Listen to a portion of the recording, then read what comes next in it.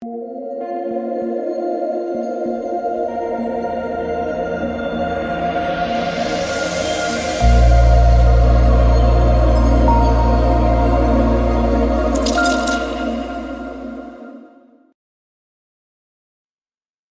right, welcome, guys. We got NFL preseason games all day. I am ready to tilt, ready to hopefully win some money. But yeah, we got 5 games on this main slate. We have a 3-game early slate. If you guys are interested in the early slate breakdown, I have it already up on patreon.com. But before we get into players and the prices for the breakdown, because everyone's the same price, let's recap how the slate tonight went for me. So, I bubbled in tournaments and I'm on full tilt mode because will I ever make a good last second pivot? The answer is no. You're probably questioning, what are you talking about, DK? Well, so this is my build. I had Toure in there for the Packers and I was like, you know what? Last second, I'm going to swap him to Kobe. And because Kobe was getting so much hype, if you just like search Kobe on Twitter, he's playing so well in practice. Make the swap. Cost me the cash in high stakes. Cash line was like 83, I think.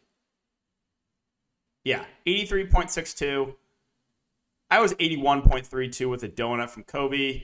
Toure had like 3 catches for like 50 yards or something, so would have very easily put me in the cash. So full tilt mode because last night too, I missed by like a point because the chalk Ravens defense goes for like 13 fantasy points. I mean, you can't make this stuff up. So yeah, the rest of my lineup, I ate the chalk with the Eagles running backs. We'll get to that in prize picks. Had a great day over on prize picks. We'll recap that in a sec. Amari Rodgers, how sweating that one. He caught a late touchdown, which was huge. Isabella was solid, and Kobe, unfortunately, the donut. Hudson was the chalk. He got in the end zone there. Goodson was solid there for the Packers. And the Eagles defense, who did nothing outside of 1 pick. Literally no. How do you not get like a couple sacks? Full game for a defense. 1 interception. That's it. I mean, can Draftkings just take defense off? I'm tired of losing because of defense. I'm tired. But, yeah, so that was the recap there. But over on prize picks, we nuked it. Sorry, I can't say that without a straight face. It sounds so dumb. But we dropped the bomb, right? We dropped an atomic bomb for prize picks. So I gave 3 picks over on Twitter, the over on Huntley, the over on Kennedy Brooks, and the over on Amari Rodgers fancy points. And let me tell you, I lost years off my life because Kennedy Brooks. So, I'm out with some friends at dinner and we were having a good time. I'm just like, all right, Kennedy Brooks second half. I'm expecting him to get all the second half work. He gets like 1 or 2 carries to start the second half. I'm like, all right, he's easily going to hit it. Right back to Jason Huntley. Just run him into the ground for like 20 carries. Can we talk about that? Kennedy Brooks had like 5 carries.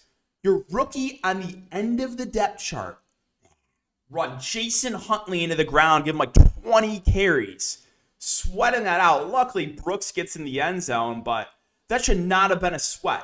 There's no reason to give Huntley like 20 plus touches and Kennedy Brooks like 5. So it's full tilt mode there. That Amari Rodgers caught the late touchdown as well. So we nuked it. I gave a couple other plays on in the Discord. So the other plays I gave was CJ Beathard under 4.5 fantasy points.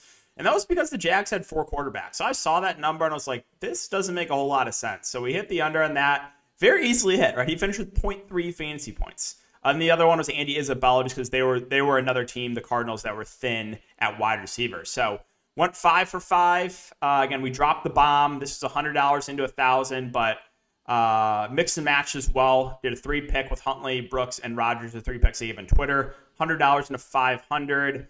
And then, again, mix and match some 2-pick power plays as well. They all hit. So clean sweep on the board. About a $3,000 win. So Just missing in tournaments last couple days for DraftKings. I guess this makes up for it. But also, I wanted to cover one more thing too, because this happened yesterday. Can we talk about this just for 1 second, then we'll move on. I promise. I gotta get this. I go 4 for 4 with a DNP refund because the 4 players that hit were all on the same team. So I was like, what? Yeah, they refunded this. Hit the under in Jones, hit the under in Barkley, under in Galladay, under in Robinson, and then Stevenson was a DNP. But because Stevenson didn't play, it's technically DNP because the other 4 from the same team. But just like, come on, right?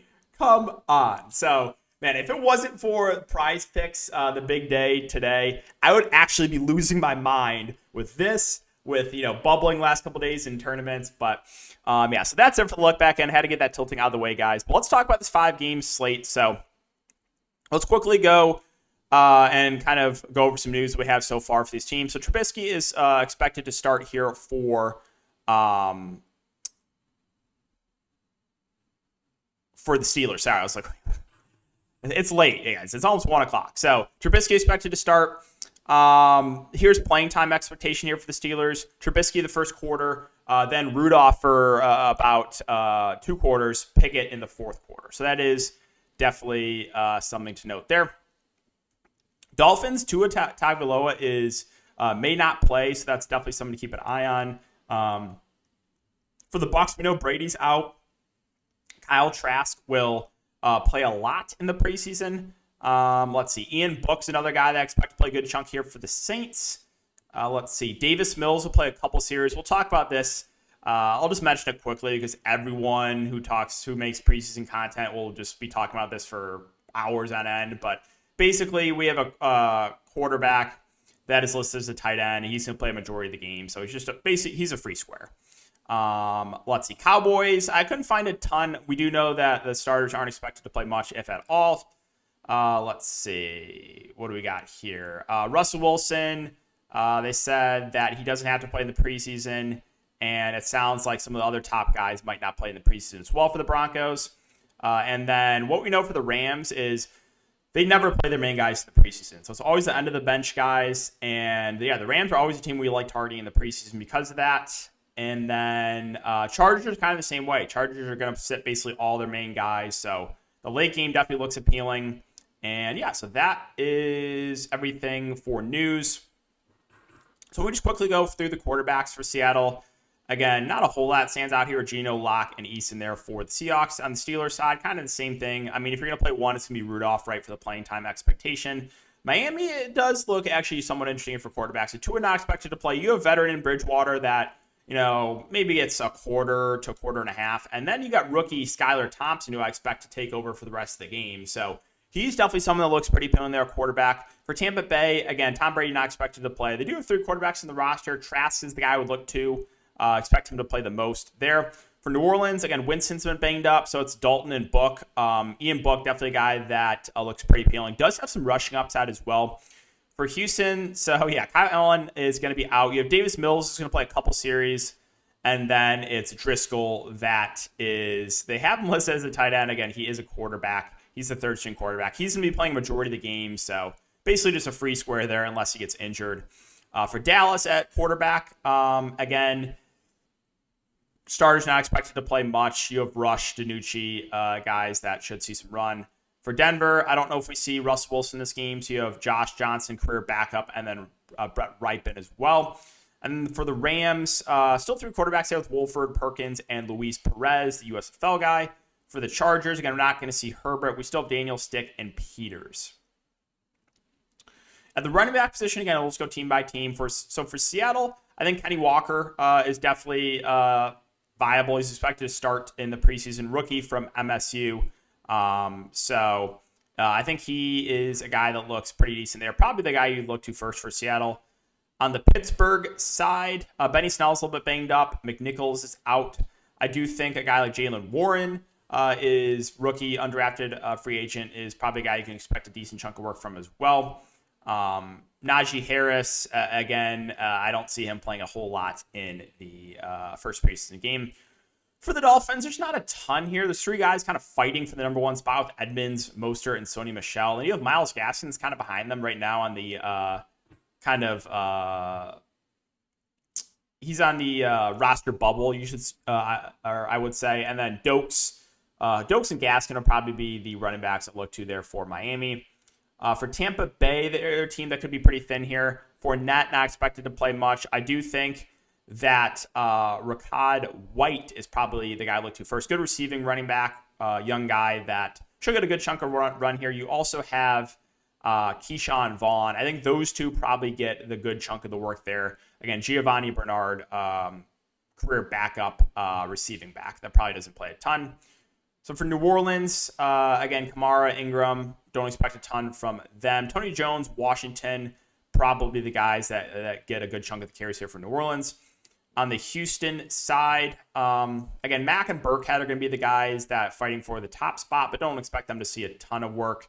I do think Dameon Pierce is probably my preferred target, the rookie, who's kind of a little bit behind those two, but a guy that I expect to see, getting a lot of carries in this game. For Dallas, they could be pretty thin here. So starters not expected to play much. So I don't really think we see Zeke or Tony Pollard. Rico Dowdle's banged up. Ryan Null's out. That might mean we only have two running backs here with Malik Davis and Champ-Clin. Champ-Clin. I think, yeah. Champ-Clin. Okay. So those two would be the guys that stand out, especially if we don't see Zeke and Tony Pollard. On the Denver side, I think a guy like Jaquan Hardy, probably the guy looks the best. Stevie Scott is the USFL guy that might get a little bit of work at the back end of the game. And then we have Rams and Chargers. Again, this is a game where we're not going to be expecting like any of the main guys to be playing. So we'll be pretty surprised to see Akers or Henderson, Williams banged up. So that leaves four backs here with Funk, Calais, Rose of the XFL, if I remember correctly, AJ Rose, and then Regas. So those four definitely in play. For the Chargers, again, we do have a rookie Spiller, but I just don't know how much he's going to play in this game.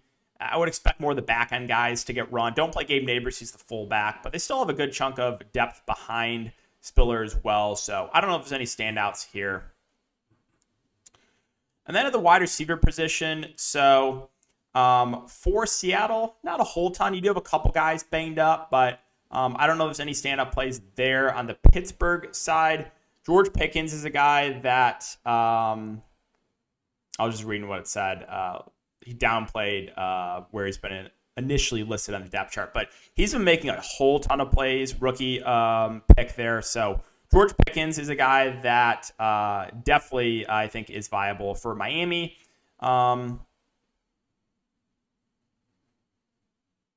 Again, I'm not expecting a whole lot of work here for the we might not even see the starters, right, with Tua not expected to play. So you might not even see anything from Tyreek Hill or Waddle. Preston Williams has, kind of always been that number 4, number 5 guy. Lynn Bowden, maybe a guy that could be utilized. Eric Azukunama, I think, is a guy that could see a good chunk of work here. So those are probably the targets there. For Tampa Bay, another team that, relatively thin at wide receiver. Evans, Godwin, Gage, Perriman, all not expected to play. Would be shocked if Julio Jones plays in this game. I think some more of these back-end wide receivers. Again, Johnson played a good chunk last year. Maybe, like the slot guy, Scotty Miller. I think he's a guy that could be utilized a good chunk here. Jalen Darden as well. I think is another guy that should see a lot of work here. New Orleans, so for the Saints, not a lot that I love. Chris Olave, rookie, probably a guy that will have some opportunities in this game, but that's about it. On the Houston side, again, you do have a couple guys banged up here. Rodgers, Estrada, Davis, some of the back-end guys. So if all those guys are out and then you don't see a lot of run for the starters, there could be some guys kind of in the middle of this depth chart that see a lot of work. So we'll keep an eye on that situation there for Houston. Dallas and Denver. Again, I'm not expecting many of the main guys to play. You do have already Gallup and Washington out. So starters like Lamb, I don't think we see a whole ton from. Tolbert, again, he's slated to start. He's a rookie. So I just don't know if he's going to play a ton this game with how Dallas has played, kind of the first preseason games. They really don't play their main guys much at all. So I would say, again, more of the back-end guys, maybe Noah Brown, Asemi Fioco was a rookie last year, are guys that could see a lot of opportunities here.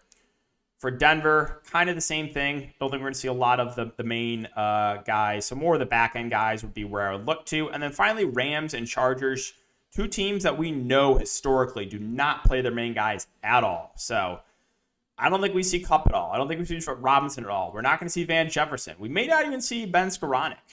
Powell's been banged up. So this is a team that could be pretty thin.